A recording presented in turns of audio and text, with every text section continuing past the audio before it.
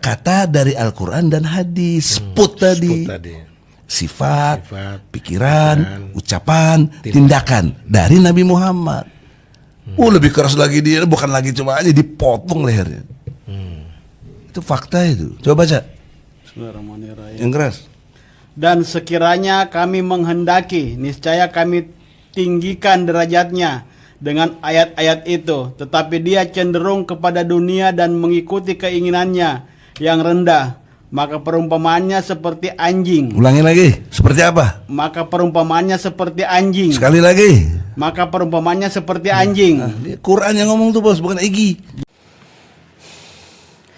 Diriwayatkan dari sahabat Ali bin Abi Thalib radhiyallahu an, beliau berkata, sesungguhnya kalian bertanya kepadaku tentang seseorang yang mengatakan kepada orang lain, wahai orang kafir, wahai orang fasik, atau wahai keledai. Tidak ada hukuman had dari syariat untuk perbuatan itu.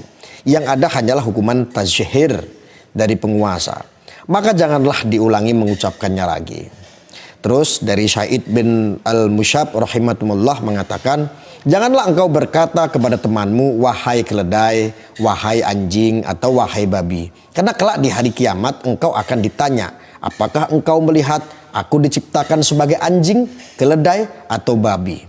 Diriwayatkan oleh Ibnu Abi Syaiban dalam Al-Musannaf. Dalam kitab Mukhtasar Al-Khalil, siapa saja yang berkata kepada seorang wahai anak dari wanita fasik atau wahai anak dari wanita fajir, pezina, maka dia berhak mendapatkan hukuman. Dan siapa saja yang berkata kepada seseorang wahai keledai atau wahai anak keledai, maka dia berhak mendapatkan hukuman. Kemudian dikutip perkataan Ibnu Salmun, siapa saja yang berkata kepada orang lain wahai anjing atau wahai sapi jantan, maka ucapan itu menyakiti saudaranya sehingga berhak dihukum. Demikian pula ucapan wahai babi, maka dia berhak mendapatkan hukuman sesuai dengan kebijakan penguasa, kecuali jika dia tidak tahu kalau ucapan semacam itu menyakitkan yang hanya muncul karena ketergelinciran atau salah ucap lisan, maka hal itu tidak mengapa, dimaafkan. Tetapi apa yang dilakukan oleh saudara kita ini yang menghajingkan seseorang atau lebih-lebih seorang Habib ya, atau Habib Jan Assegaf atau Habib Kribo, ini sungguh-sungguh tidak terpuji. Dan ini juga untuk membenarkan ya, saudara tersebut untuk membenarkan ini malah mengutip dalam ayat-ayat bahwa ini adalah perintah Al-Quran untuk menganjing-anjingkan, seolah-olah kan seperti itu. Jadi saudara-saudara begini, di luar itu pun saya ingin mengklarifikasi tentang bahwa saya ini dianggap menantang-nantang Allah. Bajingan-bajingan tengik, mereka itu bajingan-bajingan tengik semuanya yang suka memperdagangkan umat, suka dagang syafaat, suka dagang ayat-ayat, suka dagang agama. Kelakuan bajingan-bajingan seperti itu. Perlihatkan mana Tuhanmu sekarang, mana Allah yang kamu yakini, tunjukkan sama saya. Buat si anjing bencong Arya, lu gak usah nantangin Tuhan. Nyong tantang lu duel sampai mati untuk ketemu Tuhan. Tentukan waktu dan tempatnya. Mau pakai golok, senjata api, atau granat, siap ladenin. Saya di situ padahal hanya ingin mengkritik seberapa dekat dirimu sama Allah. Kenapa Anda ini sok-sokan dekat dengan Allah sehingga gampang menghakimi seseorang? Entah itu dengan ayat yang engkau tafsirkan sesuai dengan kepentinganmu. Seperti saudara Egy Sujana seperti ini. Dia mengutip dalam ayat hanya untuk menghakimi seseorang, untuk menganjingkan seseorang, saudara-saudara. Nah, kalau memang ini adalah perintah Allah, maka saya ini mengkritik. Mana sih Tuhanmu? Kalau memang betul kamu bisa menunjukkan Tuhanmu melalui firman-firmannya, setidaknya kamu tunjukkan firman yang mana yang membetulkan kamu membinatang-binatangkan seseorang, menganjing-anjingkan seseorang, lebih-lebih itu seorang syahid, atau itu lebih-lebih seorang zuriyah Nabi seperti Habib Jan Assegaf. Saya hanya sebatas berbicara seperti itu, tetapi ini video dipotong-potong seolah-olah saya ini menantang Tuhan, saya seolah-olah menantang Allah. Ini sungguh perbuatan-perbuatan yang tidak baik. Ya, jadi untuk wabil khusus umat muslim, kalau memang ini dianggap salah, saya minta maaf. Tetapi sekali lagi, untuk berucap ini, apakah saya harus takut? Tidak, saudara-saudaraku. Saya sedikit pun tidak takut walaupun saat ini dipotong-potong, diviralkan, diedit-edit, sepenggal. Tujuannya hanya untuk memprovokasi supaya umat ini marah dengan saya. Beginilah saudara-saudaraku, ketika kita menyuarakan kebenaran, terkadang kita dibentur-benturkan sendiri dengan umat. Kita dibentur-benturkan dengan agama, selalu seperti itu saudara-saudaraku. Maka jujur saya sedih. Saya bukannya takut. Kalau memang betul dengan provokasi-provokasi itu, Anda menjadi marah dengan saya, Anda menjadi tidak tenang dengan ada statement dari saya, silahkan datang. Silahkan siapapun boleh ketemu dengan saya.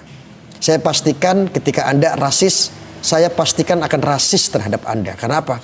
Anda sudah mentelaah mengkonsumsi berita-berita hoax, berita-berita yang keji, berita-berita yang fitnah. Anda cuma mau diperalat oleh mereka-mereka yang memiliki kepentingan-kepentingan dengan menjual agama dan ayat-ayat sesuai dengan kepentingan mereka. Naudzubillah min dzalik. Jadi untuk saudara-saudara, sekali lagi saya klarifikasi, tidak ada yang namanya statement saya menantang-nantang Tuhan. Alhamdulillah, insya Allah sampai detik ini pun saya masih berkiblat, saya pun masih mengagungkan atas nama Allah, mengamalkan atas nama Allah. Saya sebagai umat Rasulullah tetap mengimani Nabi baginda Nabi besar Muhammad SAW adalah Nabi saya. Al-Quran adalah kitab suci pedoman saya. Allah adalah maha, sang maha segala-galanya, sang maha yang mengasihi, yang maha pencipta semua alam semesta. Semuanya saya tetap mengimani itu saudara-saudara sampai detik ini. Jadi ini sungguh keji sekali ketika ada orang yang memviralkan, ketika ada yang potong-potong. Sekali lagi ini perbuatan yang sangat keji. Jadi untuk tadi masalah kutipan-kutipan ayat-ayat yang dijadikan pembenaran oleh saudara Egy Sujana, minta maaflah dan minta ampunlah sama Allah. Ya, karena itu betul-betul tidak baik. Silakan ada belajar lagi kalau memang ini dianggap tidak benar. Ini kritik saya terhadap saudara Egy Sujana ya. Untuk masalah yang tadi itu yang provokasi segala macam, saya tunggu. Kalau memang ada umat-umat yang dirasa ingin marah-marah sama saya atau terprovokasi karena video-video editan itu, tidak apa-apa. Saya terima, silakan datang, saya temui 24 jam. Gak apa-apa. Kalau memang ada umat seperti itu berarti mereka terprovokator. Mereka datang berarti dengan niat yang tidak baik. Saya pastikan saya juga bisa melakukan sesuatu ketika Anda melakukan sesuatu yang tidak baik, yang melanggar hukum ataupun hukum maupun hukum dalam agama ataupun dalam hukum yang ada di negara kita. Ya mungkin itu saja. Teman-teman, sahabat-sahabatku semua, jangan lupa ini juga dibagikan karena penting sekali edukasi seperti ini, penting sekali ini informasi atau bentuk klarifikasi saya ini sangat penting sekali dibagikan ke semua media-media sosial, karena saya juga sampai detik ini pun sangat miris saudara-saudara, media-media kita ini dikuasai oleh mereka, orang-orang yang mengatasnamakan Islam tetapi di jalur Islam yang garis keras, intoleran, rasis. Jadi mari teman-teman, setiap ada informasi jangan kalah dengan media-media hoak, media-media sara yang dilakukan oleh mereka. Ini penting sekali klarifikasi ini, jadi tolong dibagikan saja supaya umat juga tahu, tidak gampang terprovokasi. Ya, sekali lagi saya sampaikan, hati-hati terhadap hoax, ujaran kebencian, sara yang dilakukan oleh oknum-oknum yang tidak bertanggung jawab. Ya mungkin itu aja. Wassalamualaikum warahmatullahi wabarakatuh.